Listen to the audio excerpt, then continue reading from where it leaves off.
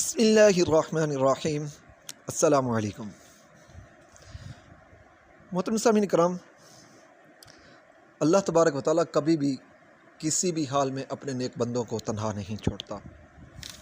اگر کوئی ان کے ساتھ ظلم و زیادتی کرتا ہے تو اللہ تبارک و تعالیٰ خود اپنے بندوں کا حساب برابر کر دیتا ہے، بدلہ لے لیتا ہے۔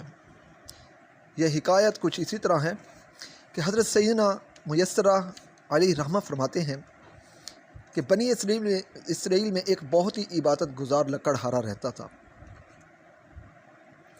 اس کی بیوی بنی اسرائیل کی عورتوں میں سب سے زیادہ حسین و جمیل تھی۔ دونوں میاں بیوی ہنسی خوشی زندگی گزار رہے تھے۔ جب اس ملک کے بادشاہ کو لکڑہارے کی بیوی کے حسن و جمال کی خبر ملی تو اس کے دل میں شیطانی خیال آیا اور اس نے تہیہ کر لیا کہ میں کسی نہ کسی طرح اس عورت کو ضرور حاصل کروں گا۔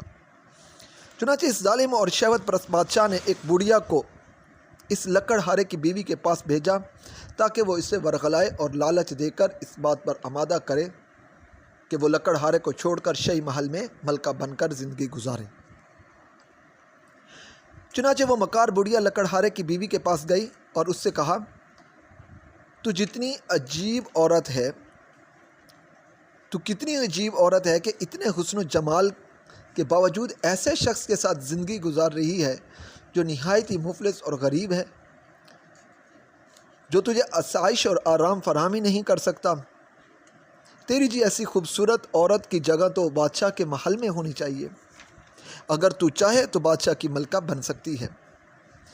بادشاہ نے پیغام بھیجا ہے کہ اگر تو لکڑہارے کو چھوڑ دے گی تو میں تجھے اس جھونپڑی سے نکال کر اپنے محل کی زینت بناؤں گا، تجھے ہیرے جواہرات سے آراستہ و پیراستہ کروں گا، تیرے لیے ریشم اور عمدہ کپڑوں کا لباس ہوگا، ہر وقت تیری خدمت کے لیے کنیزیں اور خدام ہاتھ باندھے کھڑے ہوں گے اور تجھے اعلیٰ درجے کے بستر اور تمام سہولتیں مل جائیں گی۔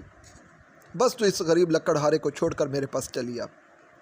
جب اس عورت نے یہ باتیں سنی تو لالچ میں آ گئی اور اس کی نظروں میں بلند و بالا محلات اور آسائشیں گھومنے لگی۔ چنانچہ اس نے لکڑہارے سے بے رخی اختیار کر لی اور ہر وقت اس سے ناراض رہنے لگی۔ جب اس نیک شخص نے محسوس کیا کہ یہ مجھ سے بے رخی اختیار کر رہی ہے تو اس نے پوچھا، اے اللہ عز و جل کی بندی، تم نے یہ رویہ کیوں اختیار کر لیا ہے؟ آخر ماجرا کیا ہے؟ تو میرے ساتھ بات کیوں نہیں کرتی؟ یہ سن کر اس لالچی عورت نے مزید سخت رویہ اختیار کر لیا اور لکڑہارے کو تنگ کرنے لگی، یعنی کہ اپنے شوہر کو تنگ کرنے لگی۔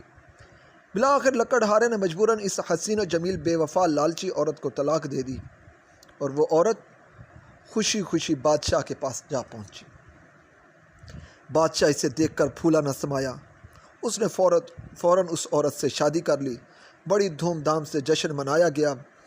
پھر جب بادشاہ نے اپنی نئی دلہن کے پاس حجرہ عروسی میں پہنچا اور پردہ ہٹایا تو یکدم بادشاہ بھی اندھا ہو گیا اور وہ عورت بھی اندھی ہو گئی۔ نہ تو وہ عورت اس بادشاہ کو دیکھ سکی، نہ ہی بادشاہ اس لالچی اور بے وفا عورت کے حسن و جمال کا جلوہ دیکھ سکا۔ پھر بادشاہ نے اپنی دلہن کی طرف ہاتھ بڑھایا تو اسے چھو سکے لیکن اس کا ہاتھ خشک ہو گیا۔ پھر اس عورت نے بادشاہ کو چھونا چاہا تو اس عورت کا ہاتھ بھی خشک ہو گیا۔ جب دونوں نے ایک دوسرے سے بات کرنا چاہی تو دونوں ہی بہرے اور گنگے ہو گئے اور ان کی شہوت بالکل ختم ہو گئی۔ اب وہ دونوں بہت پریشان ہوئے۔ صبح جب خدام حاضر خدمت ہوئے تو دیکھا بادشاہ اور اس کی نئی ملکہ دونوں ہی گنگے، بہرے اور اندھے ہو چکے ہیں، ان کے ہاتھ بھی بالکل بیکار ہو چکے ہیں۔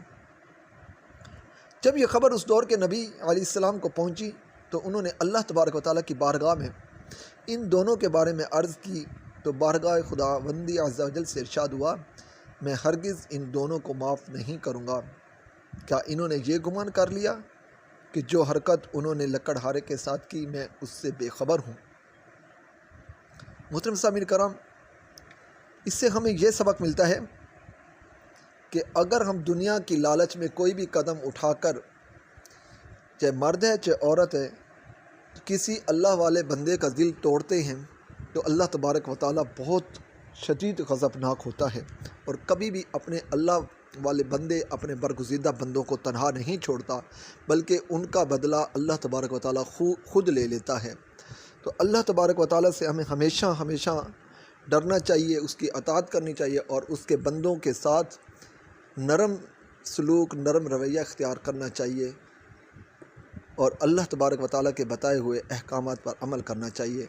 اللہ تبارک و تعالیٰ سے دعا ہے کہ اللہ پاک ہمیں ہمیشہ اپنی اطاعت اور اپنے پیارے حبیب صلی اللہ علیہ وسلم کے اسوہ حسنہ پر عمل کرنے والا بنائے، اور کروڑوں درود و سلام بھیجنے والا بنائے۔ آمین ثم آمین بجاہ النبی الامین صلی اللہ تعالیٰ علیہ وسلم۔